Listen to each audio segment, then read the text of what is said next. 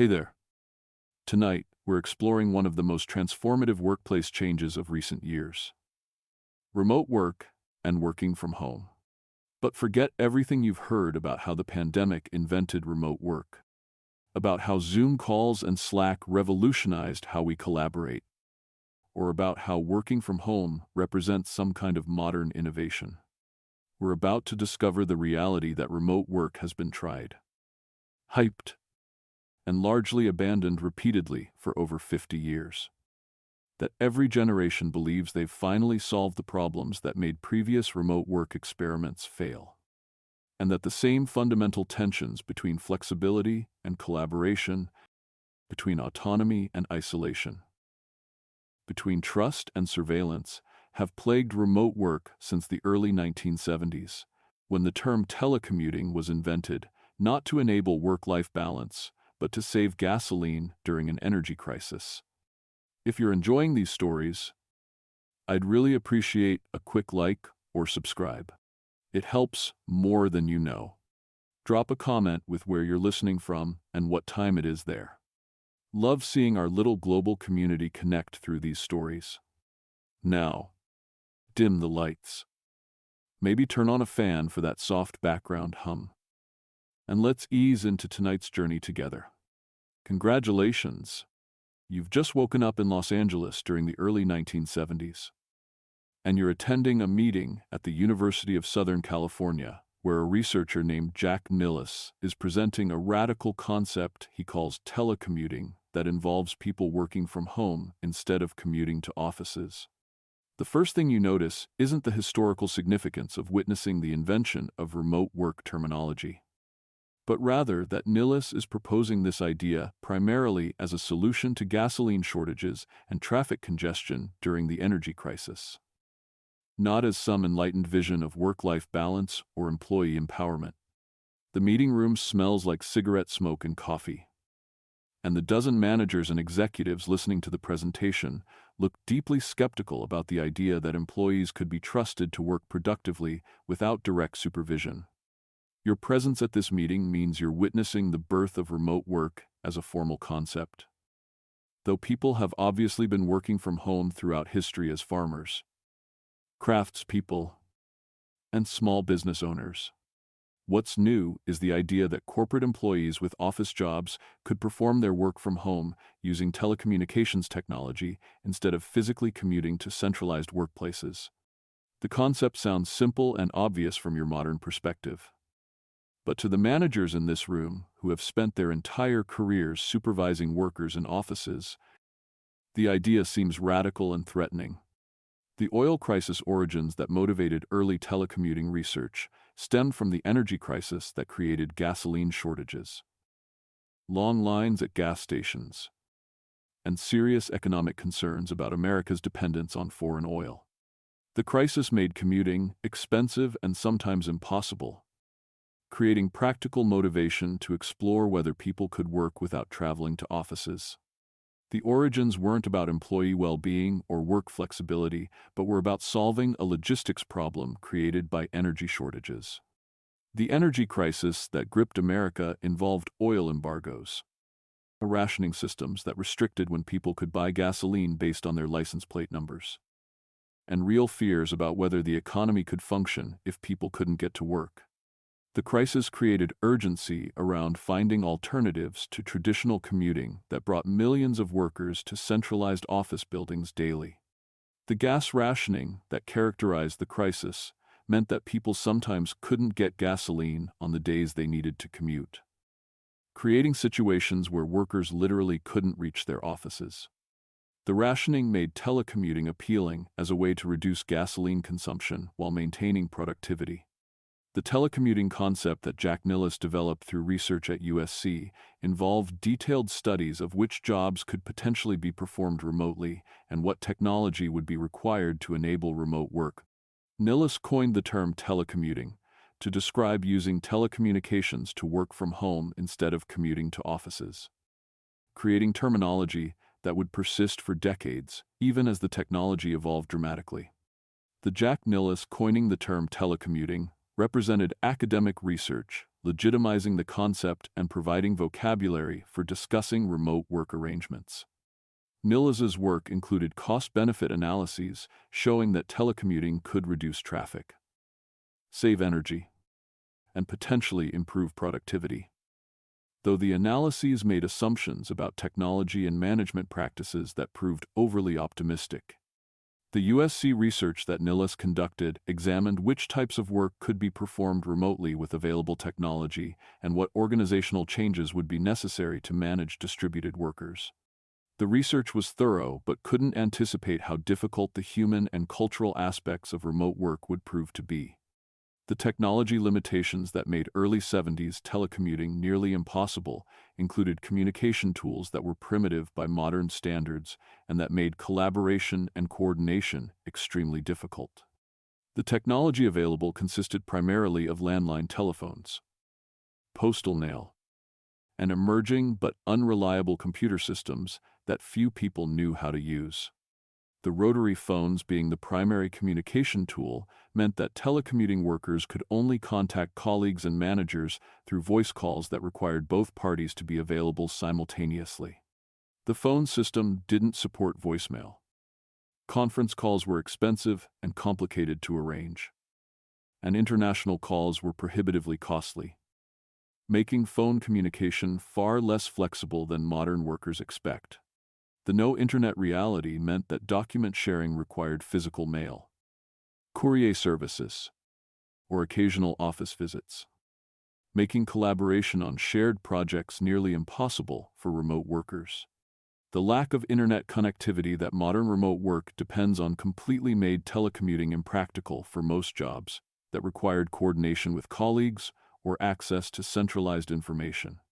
The paper-based everything approach to business meant that important documents existed only in physical form in office filing systems, making remote work impossible for jobs that required accessing records, reports, or reference materials. The paper dependency created situations where telecommuters needed to visit offices frequently to access information, undermining the supposed benefits of working from home. The management resistance that Niles encountered when presenting telecommuting research reflected deep cultural assumptions that good management required visual supervision of workers and that employees couldn't be trusted to work productively without bosses watching them. The resistance wasn't based on evidence but on ingrained beliefs about how work should be organized and controlled. The bosses refusing to trust unseen workers stemmed from management philosophies that equated supervision with physical presence and that assumed employees would slack off if not directly monitored. The distrust made managers uncomfortable with telecommuting, regardless of what research suggested about productivity. Because the managers valued the control and visibility that in-person work provided. The visual supervision requirement that managers insisted on reflected beliefs that good managers walked around offices observing what employees were doing and that productivity could be assessed by watching people work. The requirement made remote work seem impossible because managers couldn't imagine how to supervise employees they couldn't see. The isolation concerns that emerged when researchers interviewed potential telecommuters revealed that many workers didn't actually want to work from home because they valued the social interaction, structure, and separation between work and home that offices provided. The concerns contradicted assumptions that employees would enthusiastically embrace opportunities to avoid commuting. The workers hating being alone reflected that offices provided social connection, informal learning opportunities, and relief from domestic responsibilities that many people valued more than the flexibility of working from home. The isolation wasn't just about missing social interaction, but about losing the professional identity and structure that office attendance provided. The social aspects of office work that people valued included casual conversations with colleagues, spontaneous collaboration, mentorship relationships, and the sense of being part of something larger than individual tasks. The social benefits were difficult to quantify but were extremely important to many workers who found home offices lonely and demotivating. The productivity fears that management expressed about telecommuting included concerns that employees would watch television, nap, or perform household chores instead of working if they weren't being supervised. The fears reflected low trust in employees and assumptions that people needed external monitoring to maintain productivity. Beliefs that would persist for decades, despite evidence to the contrary. The assumptions that employees would slack off weren't based on data, but on general skepticism about human nature, and on managers' discomfort with the idea that they couldn't directly observe whether work was being done. The assumptions revealed more about management culture than about actual employee behavior. The surveillance mentality that characterized traditional management made remote work conceptually threatening because it required trusting employees to manage their own time and effort without direct oversight. The mentality made managers resistant to telecommuting, regardless of potential benefits, because it fundamentally challenged their role and authority. The failed experiments that characterized early telecommuting attempts involved companies trying remote work arrangements and quickly abandoning them when management discomfort, technology limitations, or coordination difficulties made the experiments seem unsuccessful. The failures weren't carefully evaluated but were often attributed to the concept being unworkable rather than to implementation problems. The most telecommuting programs being abandoned within months or years reflected that early experiments couldn't overcome technology barriers, cultural resistance, and lack of clear frameworks for making remote work successful. The abandonments established patterns where remote work was tried, found difficult, and rejected, only to be tried again years later with similar results. The quick abandonment that characterized failed experiments meant that companies didn't persist long enough to develop effective remote work practices, but instead retreated to familiar in-office arrangements at the first sign of difficulty. The quick abandonment prevented learning that might have made subsequent attempts more successful.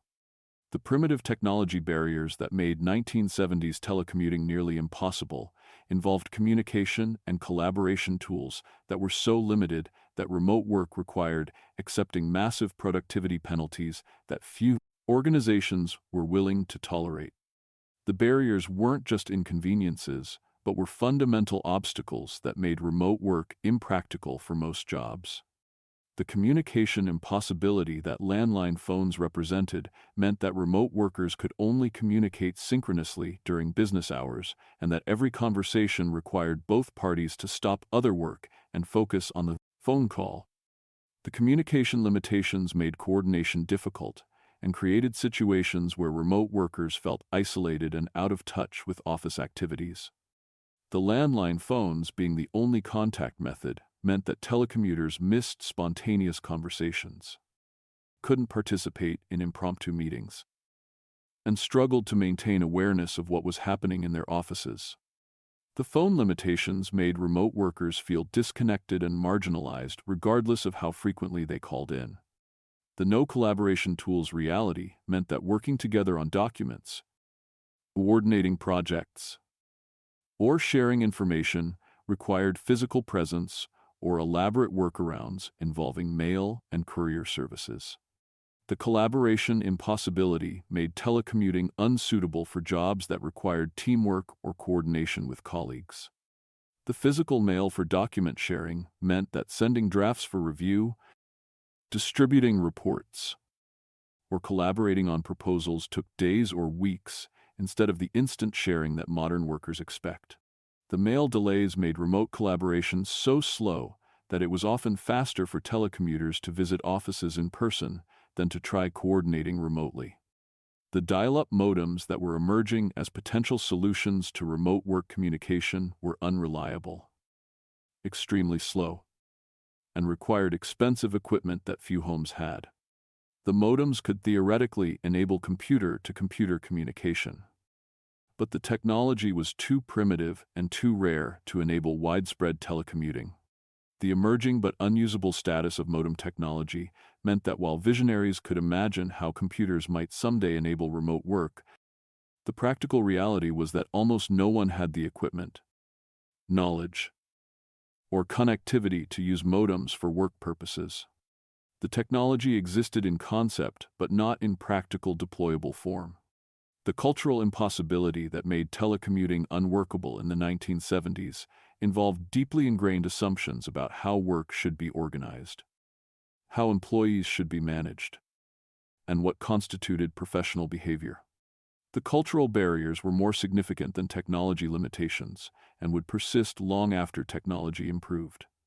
The corporate culture that valued face time over output meant that being seen in the office mattered more than actual work produced, creating environments where telecommuters were assumed to be less committed and less productive, regardless of their actual contributions. The culture made remote work a career-limiting choice even when it was technically possible. The face time being valued over results reflected management philosophies that rewarded presence and visibility rather than measuring actual outcomes. The emphasis on face time created situations where employees who worked long hours in offices were promoted over more productive employees who worked different schedules or locations. The managerial surveillance that characterized traditional workplaces meant that managers felt they needed to see employees at their desks to believe work was being done. The surveillance requirement made remote work conceptually threatening because it removed managers' primary method of assessing productivity and commitment. The unable to watch workers' anxiety that managers experienced about telecommuting reflected deep distrust and discomfort with the idea that employees might control their own time and work processes. The anxiety revealed how much traditional management depended on physical supervision rather than on clear goals and outcome measurement. The career advancement concerns that telecommuters faced involved the reality that remote workers were invisible for promotions, raises, and choice assignments because managers tended to reward employees they saw regularly and to overlook those who weren't physically present.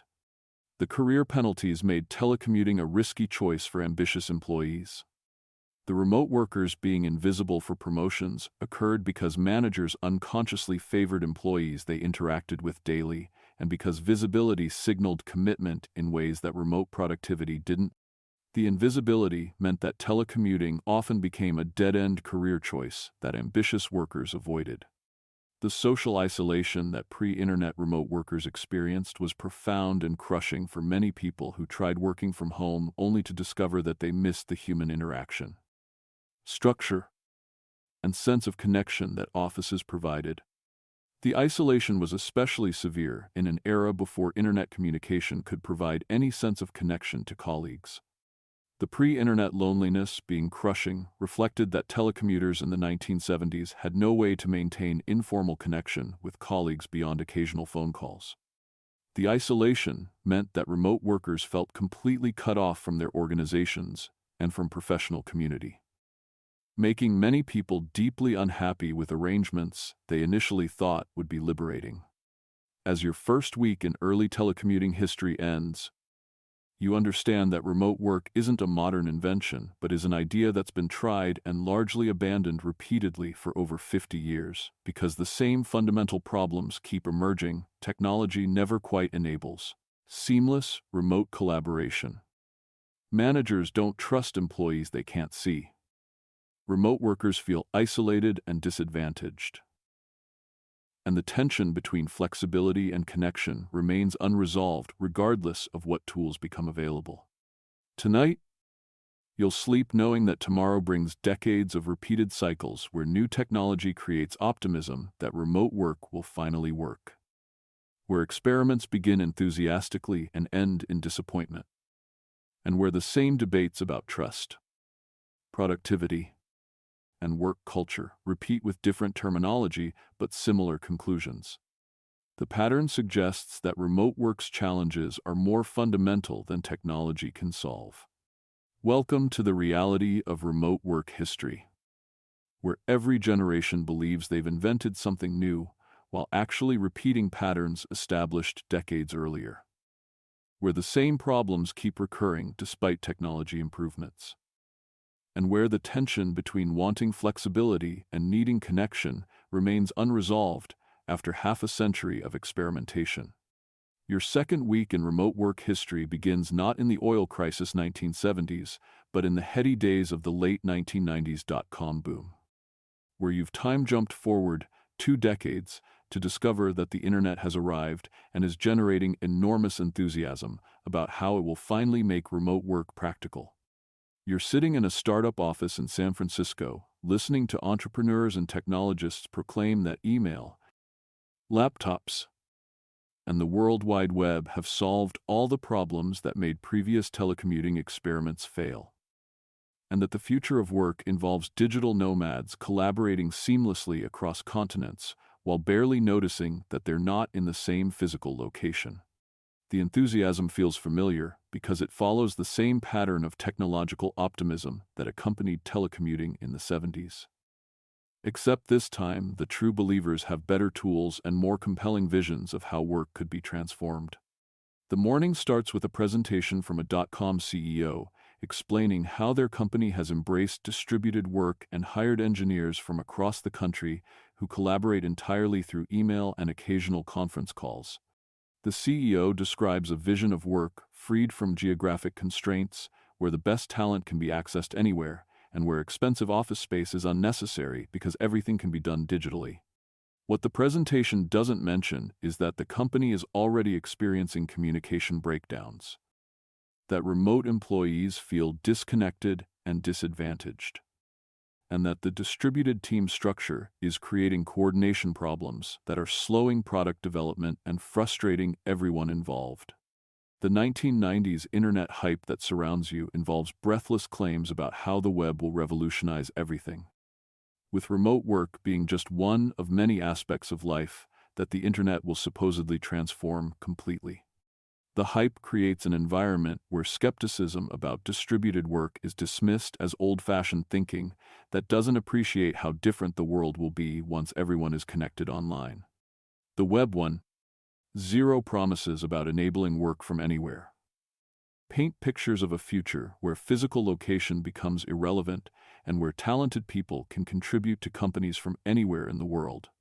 The promises emphasize freedom and flexibility, while downplaying or ignoring the coordination challenges, communication difficulties, and social isolation that distributed work creates.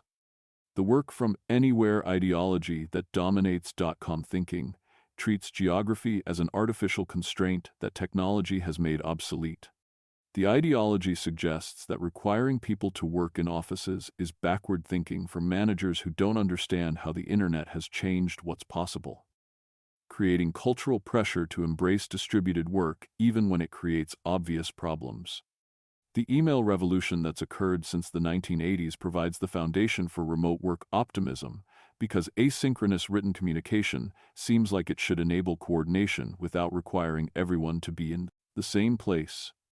Email allows messages to be sent and received at different times across different time zones, creating the impression that distributed teams can work together seamlessly through written communication. The async communication that email enables appears to solve the synchronous communication limitations that made 1970s telecommuting impractical. Instead of requiring phone calls where both parties must be available simultaneously, email allows people to communicate on their own schedules, creating flexibility that seems ideal for distributed teams. The email solving coordination problems is the theory that motivates distributed work experiments. But the reality proves far more complicated as teams discover that async communication creates misunderstandings, delays decisions, and makes building relationships extremely difficult. The email that seemed like a remote work solution becomes part of the problem. The laptop mobility that emerges during the 90s represents another technological development that makes remote work seem newly practical. Portable computers that people can take home or use while traveling create the impression that work can happen anywhere, not just at office desktops. The portable computer's changing possibilities makes remote work seem more feasible because workers aren't tethered to desktop computers in offices but can access their work from laptops at home, in coffee shops, or while traveling. The mobility creates the impression that location has become irrelevant for knowledge work. The digital nomad dreams that captivate some workers involve fantasies of traveling the world while working remotely. living in different cities or countries for weeks or months at a time while maintaining productivity and income through laptop-based work. The dreams represent the most idealized version of remote work, where freedom and adventure combine with professional accomplishment. The travel while working fantasies ignore the practical realities of unstable internet connections, time zone complications, visa restrictions, and the cognitive impossibility of doing focused work while constantly moving and adjusting to new environments. The fantasies sound appealing but prove exhausting and unproductive in practice. The reality check that intrudes on remote work optimism involves the discovery that most companies still require offices and that distributed work experiments are mostly confined to startups and tech companies willing to tolerate the chaos and coordination problems that come with scattered teams. The mainstream business world remains committed to in-office work regardless of what technology enables. The most companies still requiring offices reflects the persistence of management culture that values visibility and control. The genuine coordination benefits that physical proximity provides, and the reality that many jobs genuinely do require in-person presence. The office requirement isn't just managerial stubbornness, but reflects real limitations of remote work. The dial-up limitations that characterize home internet access in the 90s mean that while remote work is theoretically possible, the slow and unreliable connections make it frustrating and often impractical. Dial-up modems typically provide connection speeds of 56 kilobits per second or slower, making even simple web browsing tedious and making file transfers excruciatingly slow. The internet being too slow for real collaboration means that while workers can send emails and access basic web resources from home, sharing large files, conducting video calls, or accessing centralized work systems is often impossible or impractical with dial-up connections. The bandwidth limitations create situations where remote workers are significantly less productive than office workers with fast connections. The dot-com bubble remote experiments that characterized the late 90s involve startup companies trying distributed team structures with predictable results involving chaos, communication breakdown, and eventual recognition that coordinating work across distributed teams is far harder than technology optimists suggested. The experiments mostly fail but generate lessons that are largely ignored by the next wave of remote work enthusiasts. The startups trying distributed teams are motivated partly by genuine belief in remote work and partly by practical considerations like accessing talent in expensive cities like San Francisco without paying for office space or relocating employees. The distributed approach sounds economically appealing but proves operationally difficult. The chaos that ensues from distributed team experiments involves missed deadlines, duplicated effort, miscommunication, and growing frustration as team members struggle to coordinate work without the informal communication and spontaneous collaboration that offices enable. The chaos demonstrates that technology alone doesn't solve coordination challenges.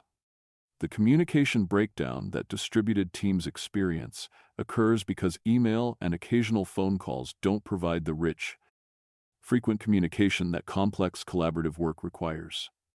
Written communication loses nuance and tone, creating misunderstandings that would be quickly resolved in person, but that fester and grow through email exchanges.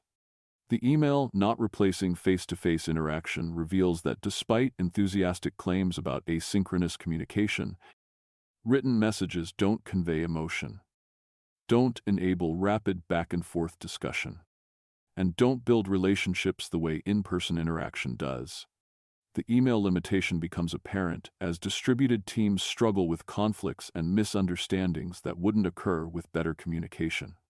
The time zone nightmares that global teams face involve the impossible task of scheduling meetings that work for team members spread across multiple continents. Every meeting time that works for some team members occurs in the middle of the night for others, creating situations where distributed work means someone is always working at terrible hours.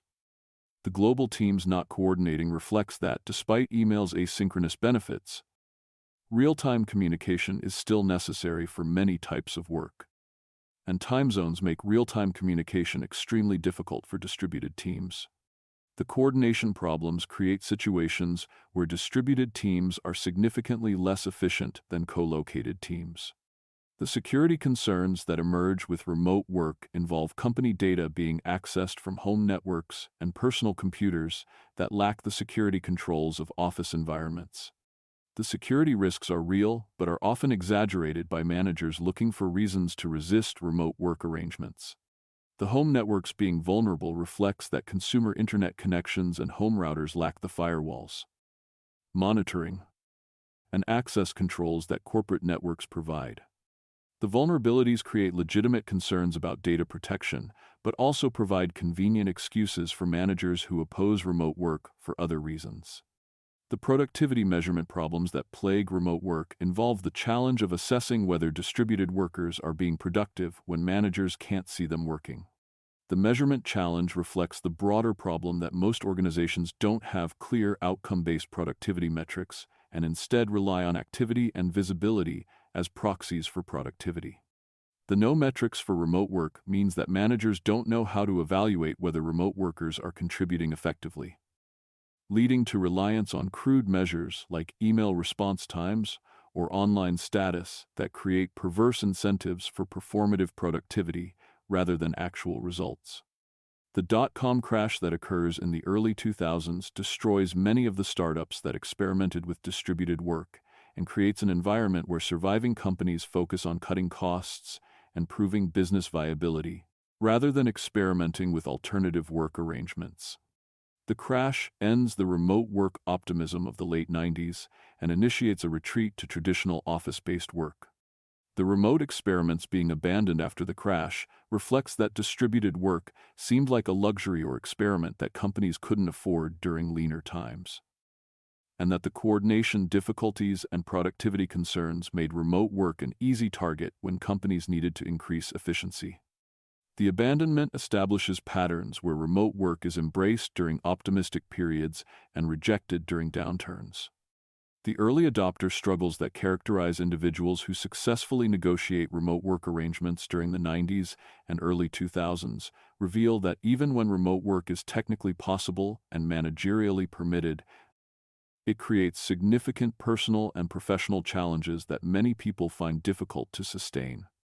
The home office isolation that remote workers experience involves spending entire days alone without adult interaction, creating loneliness and depression that office workers don't face.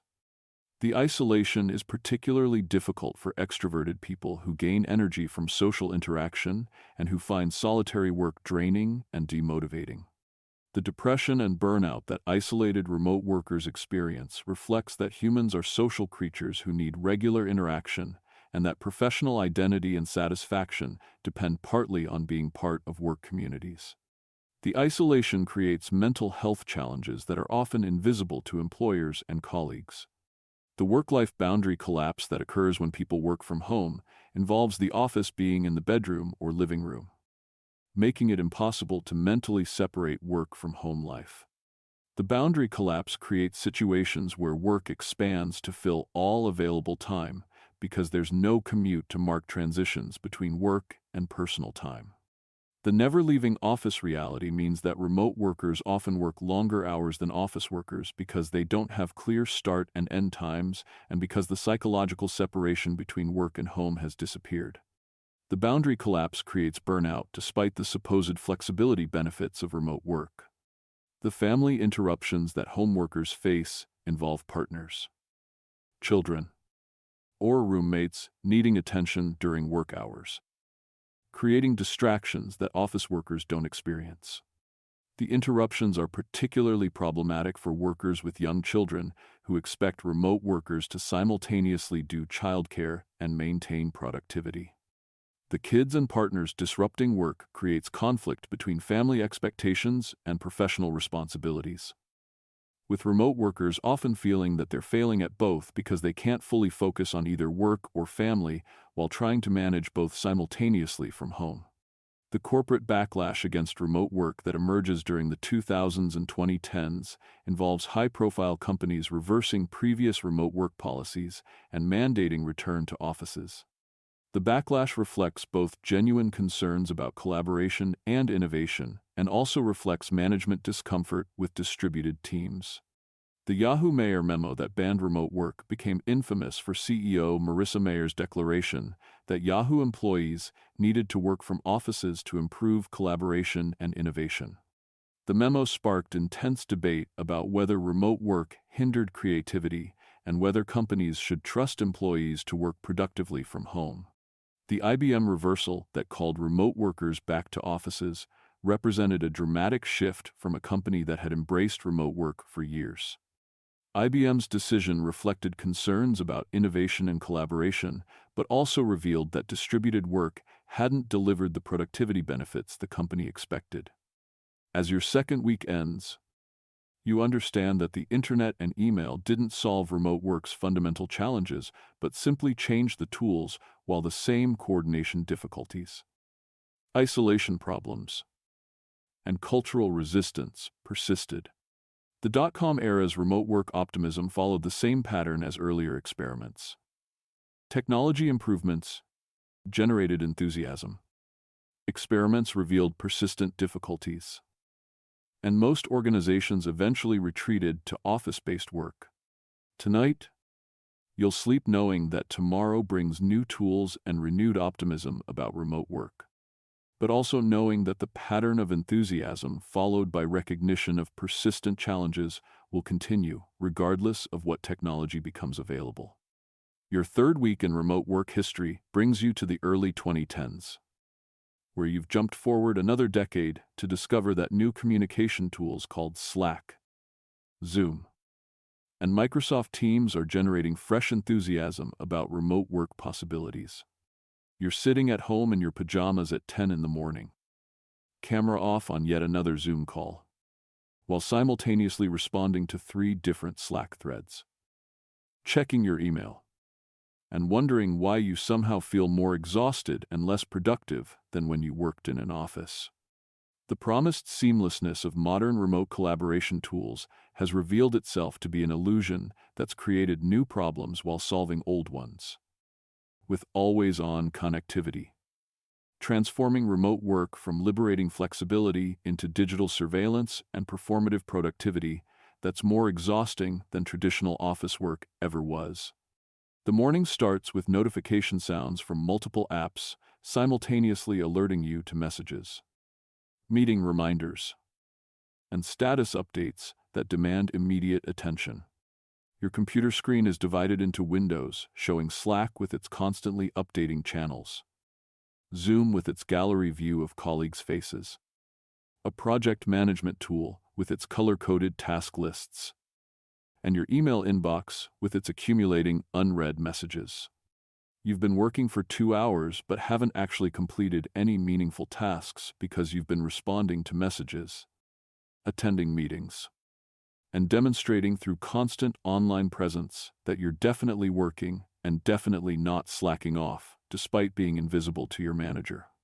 The 2010s tool explosion that you're experiencing involves a proliferation of communication and collaboration software that promises to make remote work seamless, but that actually creates fragmentation and overload as workers struggle to monitor multiple platforms simultaneously while maintaining focus on actual work. The tools solve some of the communication problems that plagued earlier remote work attempts, but they create new problems involving constant interruption, performative availability, and the collapse of any boundary between work time and personal time. The Slack launch that occurred several years ago promised to replace email and improve team communication through organized channels, threaded conversations, and integrations with other work tools. Slack's marketing emphasized how it would make teams more productive and connected, creating expectations that the tool would solve remote work's coordination challenges while enabling flexibility and focus. The promising seamless remote communication narrative that Slack promoted suggested that distributed teams could collaborate as effectively as co-located teams if they just used the right tools. The promise implied that previous remote work failures were due to inadequate technology rather than fundamental human and organizational challenges. The Slack channels organizing communication into topic-specific streams seemed like it would prevent the inbox overload that email created. But in practice, it simply created a different form of overload, where workers feel obligated to monitor dozens of channels simultaneously to avoid missing important information. The channel organization that seemed helpful becomes overwhelming as the number of channels proliferates. The Zoom and Microsoft Teams emergence provides video conferencing that's more accessible and reliable than previous solutions, enabling face-to-face communication for distributed teams. Video calls seem like they should replicate in-person meetings and enable the spontaneous collaboration that remote work lacks. But the reality proves far more complicated and exhausting than anticipated. The video conferencing maturing represents genuine technological progress that makes distributed work more feasible than during the dial-up era. But the maturity also enables meeting overload and creates new forms of fatigue that didn't exist when remote communication was primarily asynchronous. The cloud collaboration tools like Google Docs and Dropbox enable simultaneous document editing and file sharing that wasn't possible in earlier remote work eras. The real-time collaboration seems like it should enable distributed teams to work together seamlessly. But coordination challenges persist despite improved tools. The Google Docs and Dropbox enabling sharing makes it technically possible for distributed teams to collaborate on documents. But the collaboration still requires coordination about who's editing what and when. And the tools don't solve the fundamental problem that complex collaborative work benefits from: rich, frequent communication that's difficult to maintain remotely. The project management explosion involving tools like Asana, Trello, and Monday attempts to provide visibility into distributed work and enable coordination across teams. The tools promise to replace in-person status updates and make remote work more transparent. But they often create additional work as team members spend time updating tools rather than doing actual work. The Asana and Trello coordinating work through visual task boards seems helpful for tracking progress. But the tools require constant maintenance and create new forms of work around managing the tools themselves. The coordination tools that were supposed to reduce friction often create new friction. The always-on culture that modern communication tools create represents one of the most pernicious problems with contemporary remote work. The tools that promised flexibility and focus have instead created expectations of constant availability and immediate responsiveness that make disconnection feel impossible and that blur the boundaries between work and personal time. The tools creating 24/7 availability expectations occur because Slack, email, and other platforms make it possible to contact people at any time, and because the visibility of online status creates pressure to appear available. The availability expectations mean that remote workers feel obligated to respond to messages during evenings, weekends, and vacations because the tools make it technically possible. The notification hell that characterizes tool-enabled remote work involves constant interruptions from multiple platforms simultaneously demanding attention. Every message, mention, reaction, and update generates a notification that breaks focus and creates the impression of urgency even for trivial matters. The notification volume makes sustained focus nearly impossible. The constant pings destroying focus represents a fundamental problem where communication tools optimize for interruption rather than for deep work. The tools make it easy to send messages, but create environments where recipients are constantly interrupted, making it difficult to do work that requires sustained concentration.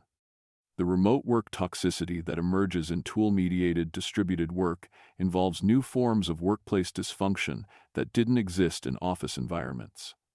The toxicity includes performative productivity, surveillance, and always-on expectations that are enabled by the same tools that were supposed to make remote work liberating. The performative productivity that Slack and similar tools create involves workers feeling obligated to demonstrate through visible activity that they're working.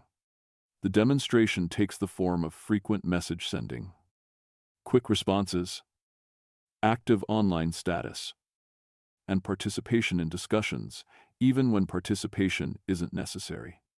The performance replaces actual productivity as the metric by which remote workers are judged. The Slack status proving you're working becomes a proxy for productivity because managers can't see remote workers at their desks. Online status, response times, and message frequency become signals of engagement and commitment, creating incentives to be constantly available and responsive rather than to focus on producing quality work. The meeting overload that video conferencing enables represents a dramatic increase in time spent in meetings compared to office work. When coordination required physical presence, meetings were scheduled more carefully and less frequently, with Zoom making meetings trivially easy to schedule. Calendars fill with back-to-back video calls that leave no time for actual work. The video calls replacing all interaction means that conversations that would have been quick hallway chats or 5-minute discussions in offices become 30-minute scheduled Zoom meetings. The formalization of all communication into scheduled calls creates enormous overhead and reduces the spontaneous, efficient interaction that offices enabled. The time zone exploitation that global remote teams enable involves work being organized to ensure someone is always available, which in practice means that workers in different time zones are expected to accommodate meetings scheduled for others' convenience. The exploitation creates situations where some team members routinely work during evenings or early mornings to participate in team meetings. The global teams, meaning no downtime, reflects that when teams span multiple continents, there's always someone working and always pressure to be responsive. The global distribution that seemed like it would enable follow-the-sun productivity instead creates expectations that everyone should be available outside their normal hours. The surveillance software that some employers install on remote workers' computers represents the most dystopian manifestation of management's distrust of distributed workers. The surveillance includes keystroke monitoring, screenshot capture, webcam activation, and activity tracking that treats remote workers like potential criminals who need to be watched constantly. The employers installing monitoring tools reflects persistent distrust of remote workers and management cultures that value surveillance over results. The monitoring creates hostile work environments where employees feel violated and disrespected while providing little useful information about actual productivity or contribution. The async promises being broken represents a fundamental failure of modern remote work tools. Despite Slack and email being asynchronous technologies that theoretically allow people to communicate on their own schedules, in practice, everything becomes synchronous through expectations of immediate responses and through meeting overload that requires real-time participation. The everything still being synchronous occurs because, despite asynchronous tools being available, organizational cultures default to synchronous communication through meetings and through expectations that messages will be answered within minutes. The synchronous default undermines the flexibility that remote work supposedly provides. The burnout acceleration that remote work creates contradicts promises that working from home would improve work-life balance and reduce stress. Instead, remote workers report higher rates of burnout, exhaustion, and mental health challenges than office workers, suggesting that tool-enabled remote work is more demanding rather than less demanding than traditional office work. The remote work being more exhausting than office work reflects the constant connectivity, the meeting overload, the pressure to perform productivity, and the boundary collapse that characterize contemporary distributed work. The exhaustion is particularly severe because remote workers often work longer hours while simultaneously feeling isolated and disconnected. The promotion bias that continues to disadvantage remote workers persists despite improved communication tools. Remote workers are still less likely to receive promotions, raises, and choice assignments compared to office workers, suggesting that visibility and physical presence still matter for career advancement, regardless of what technology enables. The remote workers still being disadvantaged for career advancement reflects that managers continue to favor employees they see regularly, that informal networking opportunities favor office workers, and that remote workers remain out of sight, out of mind for decision-makers considering promotions and opportunities. The digital nomad mythology that reaches its peak during the 2010s involves Instagram influencers and lifestyle bloggers promoting fantasies of working from beaches, traveling the world, and living lives of adventure while maintaining professional careers. The mythology creates unrealistic expectations and obscures the genuine difficulties of combining travel with productive work. The Instagram influencers posting beach laptop photos create curated images of perfect remote work lives that bear no relationship to the reality of trying to do focused work while traveling. The photos show beautiful locations, but don't show the unstable Wi-Fi, the time zone confusion, the loneliness, or the exhaustion of constant movement. The reality disconnects between digital nomad marketing and actual experience involve the discovery that travel and productive work are largely incompatible activities that compete for attention and energy. The disconnects reveal that the laptop on beach aesthetic is performative rather than representative of how digital nomads actually work. The unstable Wi-Fi that traveling workers encounter makes reliable work impossible in many locations that look beautiful in photos. The connectivity problems create stress and make it difficult to meet work obligations while maintaining the travel lifestyle. The time zone chaos that results from frequently changing locations makes scheduling meetings impossible and creates confusion about when work should happen. The chaos is particularly problematic for workers who need to coordinate with teams in fixed locations. The loneliness epidemic that digital nomads experience reflects that constant travel prevents forming stable relationships and communities. The loneliness contradicts the social, adventure-filled lifestyle that digital nomad marketing suggests. The hybrid confusion that emerges as some companies attempt to combine remote and office work represents the worst of both worlds, requiring workers to commute for in-office days while also maintaining home office setups and while creating two-tier systems where office workers have advantages. The worst of both worlds scenario involves commuting some days, which eliminates the time and cost savings of full remote work, while also being isolated on remote days without the collaboration benefits of full-time office presence. The hybrid arrangement satisfies no one while creating new coordination challenges. As your third week ends, you understand that modern communication tools haven't solved remote work's fundamental challenges, but have instead created new problems involving constant connectivity, performative productivity, and exhaustion that weren't anticipated when the tools were developed.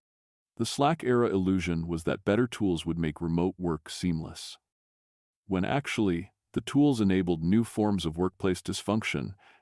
Tonight, you'll sleep with Slack notifications still arriving on your phone, knowing that tomorrow brings more back-to-back Zoom meetings, more pressure to demonstrate availability, and more evidence that remote work in the tool-saturated present is different from, but not necessarily better than remote work in earlier eras.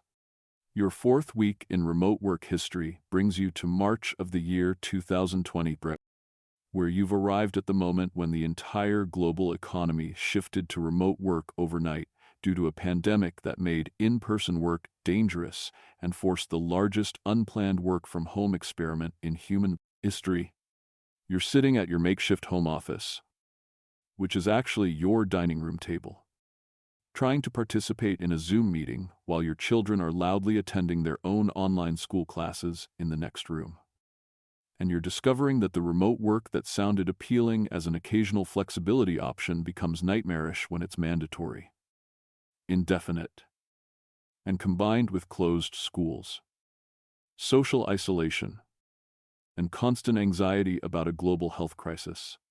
The forced experiment reveals that remote work during a pandemic, with children at home and nowhere to go, is completely different from the flexible, balanced remote work that advocates had promoted for decades.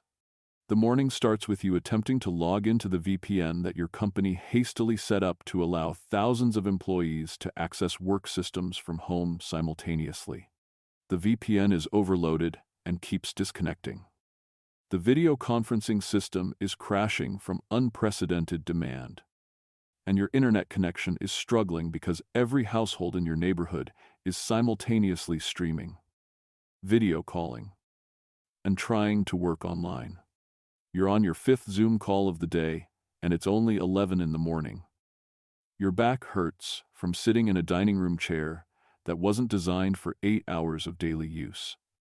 And you're wondering how people are supposed to maintain productivity while living through a global crisis that's killed millions, destroyed industries, and created uncertainty about when or whether normal life will ever resume. The March 2020 chaos that you're experiencing represents the moment when remote work stopped being a niche arrangement for knowledge workers and became the default mode for anyone whose job could possibly be done from home. The transition happened in days rather than years, with no planning, no training, and no consideration of whether people's home situations were suitable for remote work. The chaos revealed how unprepared most organizations were for distributed work, and how many assumptions about remote work had been based on ideal conditions that didn't exist during a pandemic. The overnight transition that characterized pandemic remote work meant that people who had never worked from home before and whose homes weren't set up for work suddenly found themselves trying to maintain productivity from bedrooms, kitchens, and living rooms, using whatever furniture and equipment they happened to have.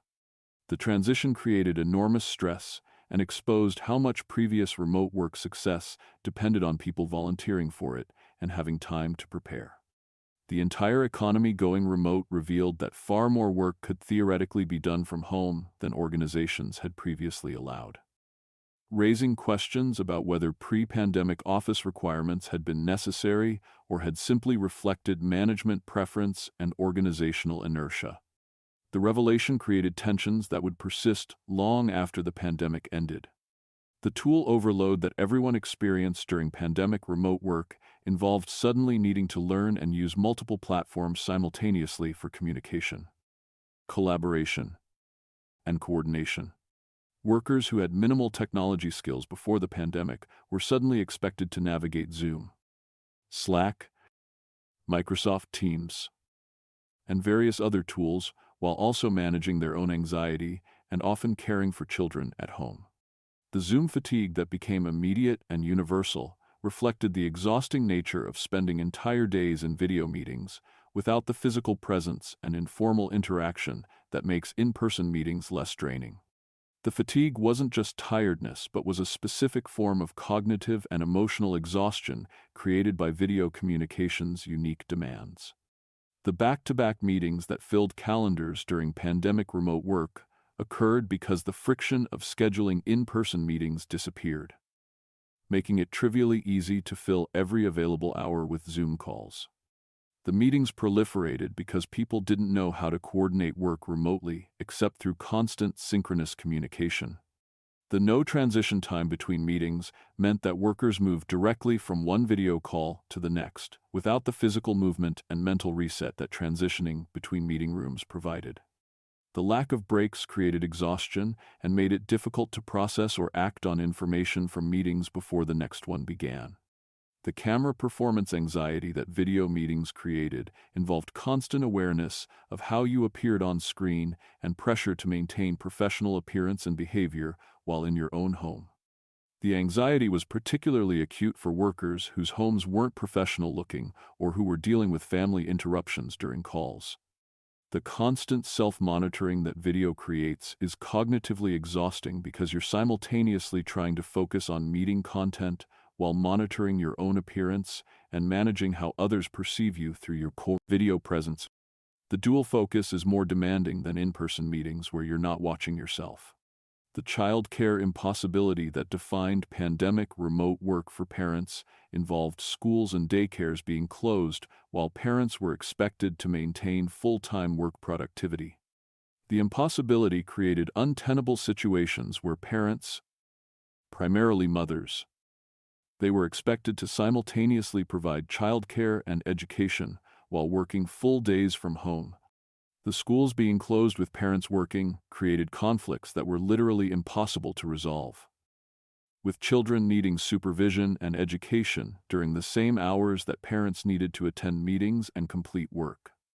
The conflict placed unbearable pressure on working parents, particularly mothers who typically absorbed more childcare responsibility.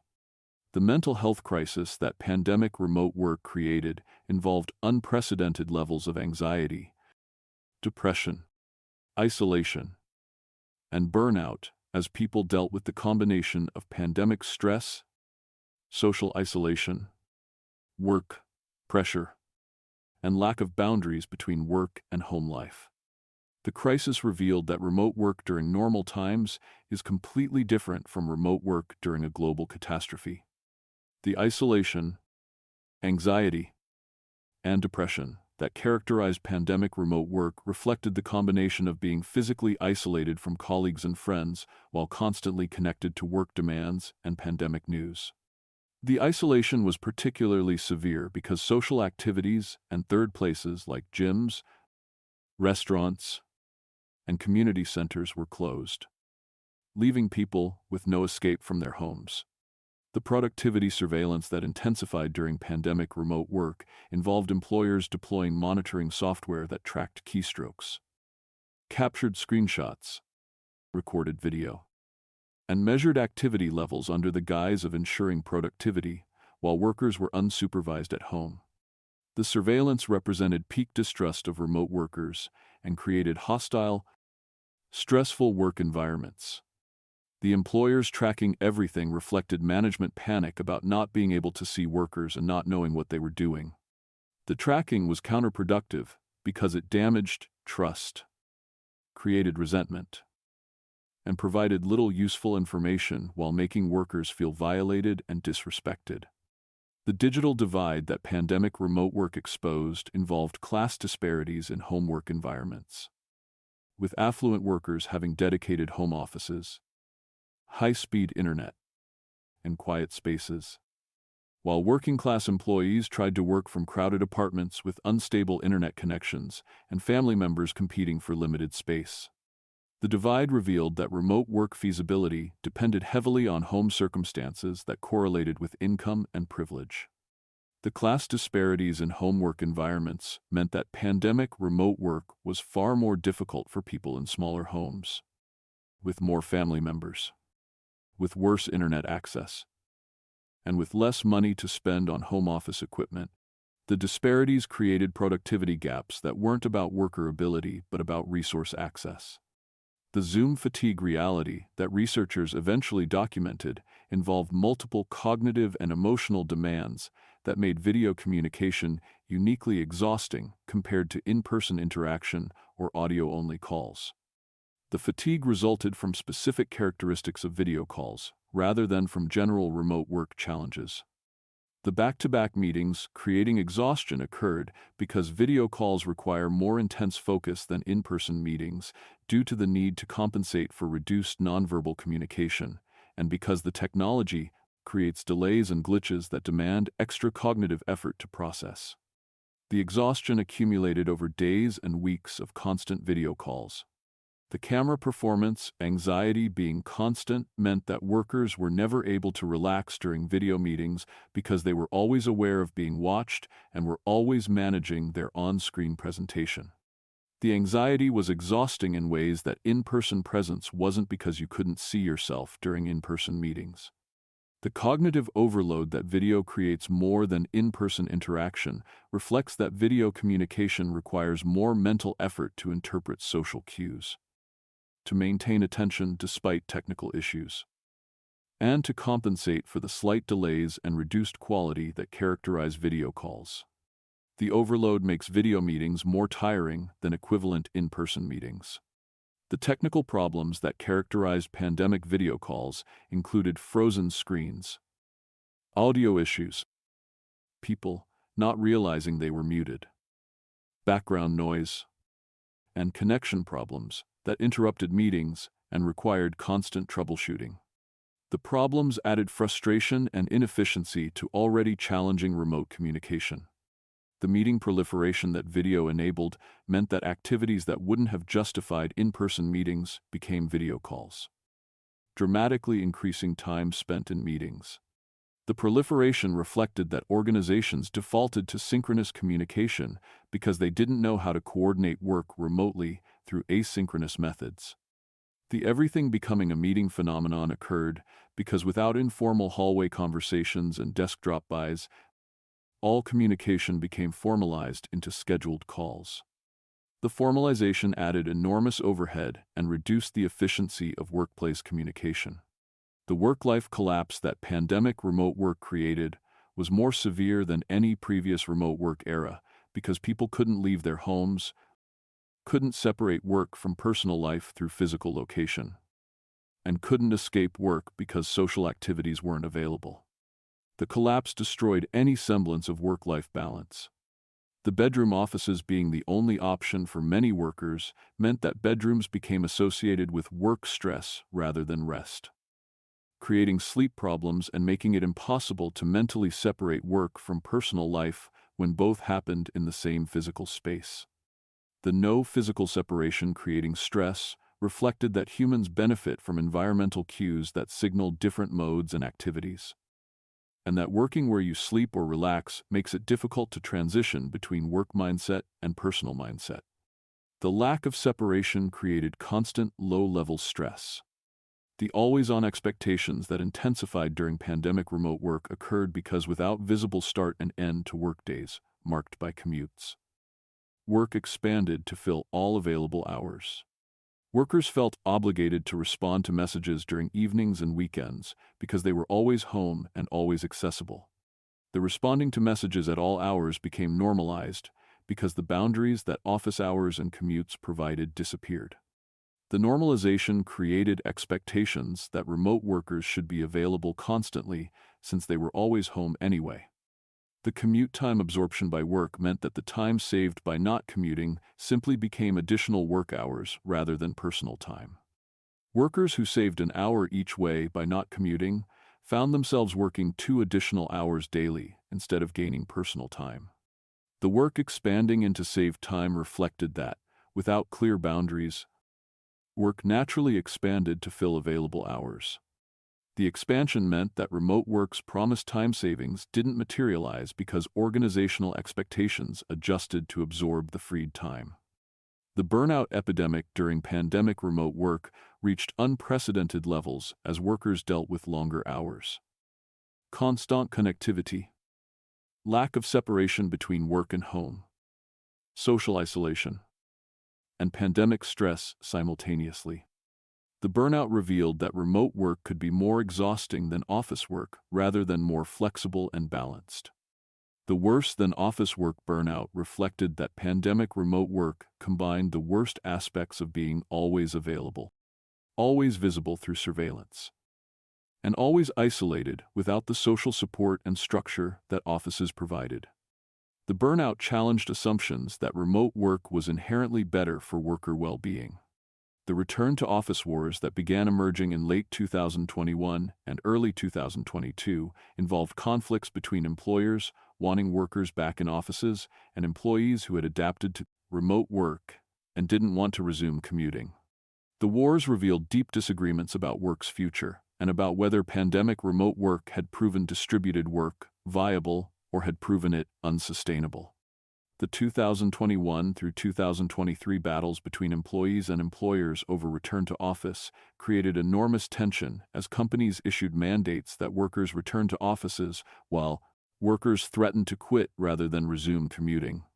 The battles reflected fundamentally different perspectives on what pandemic remote work had demonstrated. The hybrid compromise that many organizations adopted satisfied no one because it combined the disadvantages of both remote and office work while providing few of the benefits of either. Hybrid arrangements required maintaining home and office workspaces, coordinated scheduling that proved impossible, and created 2-tier systems where in-office workers had advantages, The real estate motivations that drove some return to office mandates reflected that companies had expensive office leases and didn't want to admit that office space might no longer be necessary.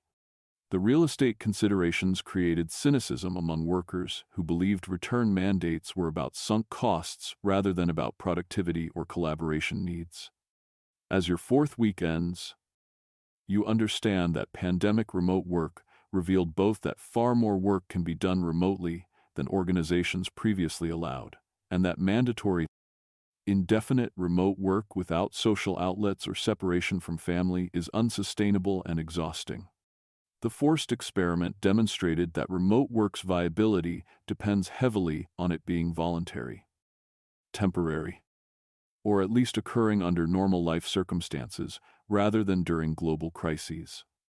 Tonight, you'll sleep knowing that tomorrow brings continuing debates about work's future, ongoing conflicts between employers and employees about office returns, and recognition that the pandemic remote work experience was so unusual that it may not provide useful guidance for how distributed work should function under normal circumstances. Your fifth and final week doesn't begin in any particular historical period, but rather in the present moment, where you've returned from your journey through 50 years of remote work history, with a completely transformed understanding of how the same fundamental tensions, challenges, and debates have recurred across every era of distributed work, regardless of what technology becomes available. You're sitting at your desk reviewing the entire history you've experienced, and you're recognizing patterns that span from the 1970s telecommuting experiments through the dot-com distributed teams to the Slack era, always-on culture, to the pandemic's forced remote work, patterns that suggest the challenges aren't primarily technological, but are fundamentally human and organizational in ways that better tools can't solve. You're reading through decades of research, corporate experiments, and worker testimonies, and the same themes appear repeatedly, with minor variations in terminology, but remarkable consistency in substance. The debates about whether managers can trust unseen workers, the tension between flexibility and isolation, the challenge of maintaining career advancement while being invisible, the difficulty of coordinating complex work without spontaneous in-person communication, and the collapse of boundaries between work and personal life appear in the 1970s and reappear in the 2020s, with fundamentally the same dynamics, despite communication technology improving dramatically across those decades. The 50 years of history that you've experienced reveal that remote work isn't a new phenomenon that's finally becoming viable, but is a recurring experiment that each generation believes they've figured out through better technology, only to encounter the same fundamental challenges that previous generations faced and that better tools don't eliminate. The history suggests that remote work's limitations aren't primarily technological but reflect deeper truths about human needs for connection, about organizational challenges in coordinating complex work, and about tensions between autonomy and collaboration that exist regardless of what platforms enable communication. The same problems recurring across 5 decades include communication challenges that persist despite technology, improving from rotary phones to Slack, management trust issues that remain constant despite productivity tools enabling outcome measurement, isolation concerns that affect remote workers in every era, career advancement, biases that disadvantage distributed workers regardless of organizational policies claiming to provide equal opportunity, and work-life boundary collapse that occurs in every remote work arrangement despite promises that flexibility will improve balance. The communication challenges that never got solved across 50 years reflect that while technology enables easier and faster communication, it doesn't solve the fundamental problem that rich, nuanced communication requires more than just message transmission. The challenges include building relationships remotely, conveying tone and emotion through digital channels, maintaining shared context across distributed teams, and enabling the spontaneous, serendipitous interactions that generate innovation and learning. The technology improving but problems persisting demonstrates that communication difficulties aren't primarily about transmission, speed, or message capacity, but are about human connection, shared understanding, and the subtle social dynamics that happen naturally in physical presence, but that require enormous, intentional effort to replicate remotely. The management trust issues that remain central across all eras involve managers' persistent discomfort with not being able to see workers and not being able to assess productivity through observation. The trust issues appear in 1970s discussions about telecommuting. In 1990s, concerns about distributed teams. In 2010s, debates about remote work policies. And in 2020s, return to office mandates. With remarkably similar language, despite organizational cultures supposedly becoming more results-oriented, the still being central issue after 50 years suggests that management trust of remote workers isn't improving, despite decades of evidence that remote work can be productive, suggesting that the distrust reflects deeper management, culture, and organizational power dynamics rather than rational concerns about productivity. The isolation versus interruption trade-off that remote work creates has existed since the 70s and persists today as the fundamental tension that makes remote work simultaneously appealing and challenging. Remote work provides freedom from office interruptions and enables focused deep work. But it also creates social isolation and removes the spontaneous collaboration and informal learning that offices provide. The trade-off exists in every era and affects different people differently based on personality, life stage, and work type.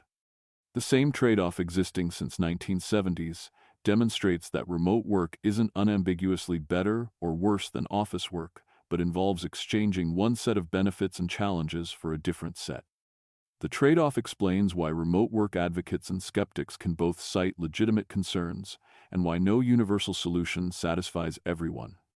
The technology promising solutions but always disappointing reflects the recurring pattern where new communication tools generate optimism that remote work's challenges have finally been solved, only for users to discover that the tools create new problems while failing to eliminate old ones. Email promised asynchronous coordination but created inbox overload. Instant messaging promised quick communication but created constant interruption. Video conferencing promised face-to-face connection but created meeting overload and Zoom fatigue. Each tool improves some aspects while introducing new challenges. The career advancement bias that continues disadvantaging remote workers across all eras reflects that despite organizational policies claiming to provide equal opportunities, remote workers remain less visible to decision makers, miss informal networking opportunities, and are overlooked for promotions and choice assignments. The bias persists from 1970s telecommuting through pandemic remote work, suggesting it reflects fundamental human tendencies to favor people we see regularly, rather than being an artifact of particular management styles or organizational cultures. The remote workers being disadvantaged in every era demonstrates that visibility and physical presence matter for career advancement in ways that policies and stated commitments to equal treatment can't overcome. The persistent disadvantage suggests that career-focused workers should be skeptical of claims that remote work won't affect advancement opportunities. The work-life boundaries collapsing in every era reflects that regardless of what tools or policies exist. Working from home makes it difficult to maintain separation between professional and personal life. The boundary collapse appears in 1970s, discussions of telecommuting, in dot-com era remote worker struggles, in Slack era always-on culture, and in pandemic burnout, suggesting it's inherent to remote work rather than being a problem that better practices can solve. The collapsing in every era, despite different technologies and cultural norms, demonstrates that the boundary problem isn't about specific tools creating expectations of availability, but reflects the fundamental challenge of psychologically separating work from home when both occur in the same physical location. The collapse suggests that remote work requires constant vigilance and discipline to maintain boundaries that office attendance provides automatically. The what actually works insights that emerge from 50 years of experimentation reveal that remote work succeeds when it's voluntary rather than mandatory, when it's used flexibly rather than exclusively, when organizations invest in intentional communication and coordination practices, and when work is organized around clear outcomes rather than around activity monitoring. The insights suggest that remote work isn't inherently good or bad, but depends heavily on implementation details and on matching arrangements to individual needs and job requirements. The hybrid reality that emerges as the most viable arrangement for many organizations involves neither full remote nor full office work, but flexible combinations that attempt to capture benefits of both while minimizing disadvantages. The hybrid approach acknowledges that remote work provides focus and flexibility, while offices enable collaboration and connection, and attempts to strategically use each environment for what it does best. The neither full remote nor full office being ideal reflects that absolutist positions, claiming remote work is always better or that offices are always necessary. Both misunderstand how work actually happens and ignore the diversity of individual needs and job requirements. The hybrid approach recognizes trade-offs and attempts to navigate them rather than pretending they don't exist. The async-first communication that effective remote work requires involves defaulting to asynchronous written communication for most interactions while reserving synchronous meetings for specific purposes that genuinely require real-time discussion. The async-first approach reduces meeting overload and enables flexible schedules while ensuring that coordination still happens effectively. The reducing meeting load through asynchronous communication represents a genuine lesson from remote work experiments across decades. With organizations that successfully embrace distributed work typically being those that document decisions, communicate clearly in writing, and resist the temptation to schedule meetings for everything. The async-first approach requires discipline and intentionality that many organizations lack. The explicit documentation that remote work demands involves writing down decisions, context, and reasoning that might be transmitted verbally in offices. The documentation creates shared understanding and enables people to work effectively without constant real-time communication. But it requires effort and cultural change that many organizations resist. The writing things down requirement reflects that remote work loses the ambient awareness and spontaneous information sharing that offices provide, making intentional documentation necessary for coordination. The documentation burden is real, but creates organizational knowledge that benefits everyone. The intentional socialization that remote work requires involves deliberately creating connection opportunities and informal interaction that happen naturally in offices but that must be constructed for distributed teams. The socialization includes virtual coffee chats, online social events, and periodic in-person gatherings that build relationships and trust. The planned connection versus forced proximity reflects that remote work requires intentionally creating the social bonds that office proximity provides automatically. The intentionality can feel artificial but is necessary for maintaining team cohesion and individual well-being in distributed arrangements. The results measurement that makes remote work sustainable involves assessing contributions through outcomes and deliverables rather than through activity monitoring or hours worked. The results focus enables flexibility and trust while ensuring accountability, but requires clear goals and metrics that many organizations lack. The output over activity tracking represents a fundamental shift in management philosophy that remote work demands, moving from supervising how work happens to evaluating what work produces. The shift is difficult for managers accustomed to visual supervision, but is essential for effective distributed work. The unsolved problems that persist despite 50 years of experimentation reveal that some challenges may not have solutions and may simply represent inherent trade-offs that remote work requires accepting. The unsolved problems include informal learning for junior employees, innovation through serendipitous encounters, social capital building through networking, and class divisions in remote work access. The informal learning challenge that junior employees face in remote work involves the difficulty of absorbing organizational culture, learning from observation, and developing skills through exposure to experienced colleagues when physical presence is limited.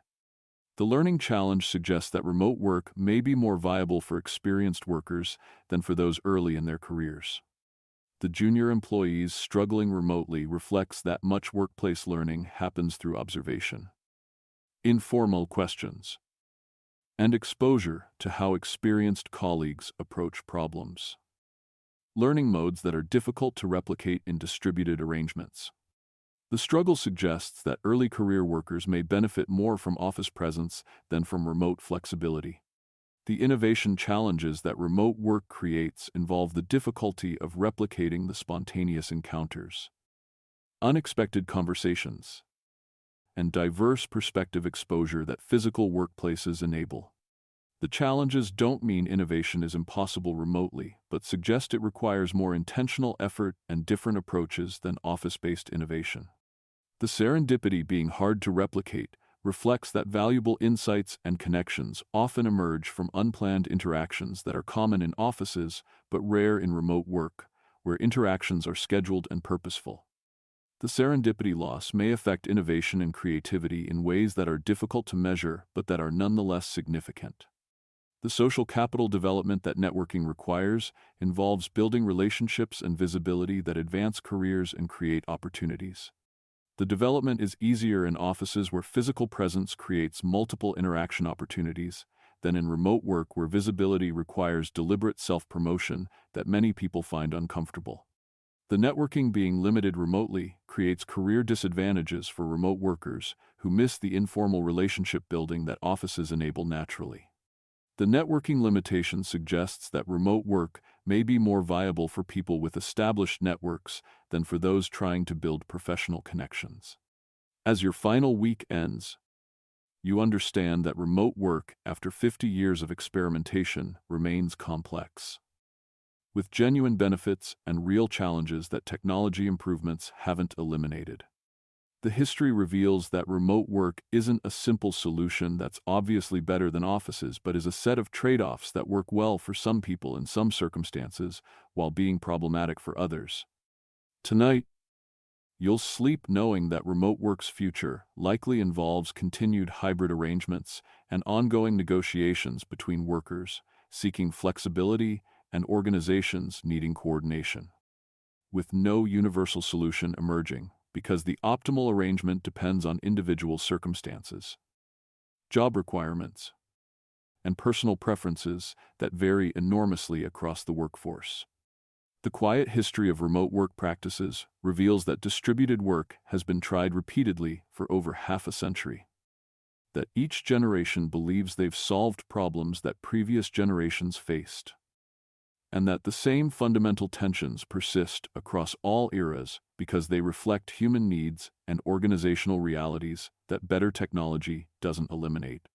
Sweet dreams of a future where work arrangements are flexible and individualized rather than being imposed through universal mandates, where the benefits and challenges of remote work are honestly acknowledged rather than being overhyped or dismissed, and where organizations and workers navigate trade-offs thoughtfully rather than treating remote work as either salvation or disaster.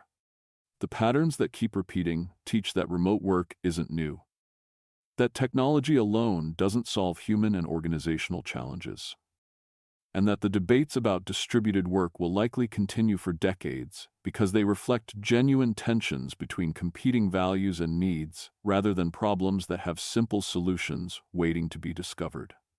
The volunteers and workers who participated in remote work experiments across 50 years discovered that working from home provides real benefits, including flexibility, autonomy, and freedom from commuting, while also creating real challenges, including isolation, career disadvantages, and boundary collapse, with the balance depending heavily on individual circumstances and on how thoughtfully remote work is implemented.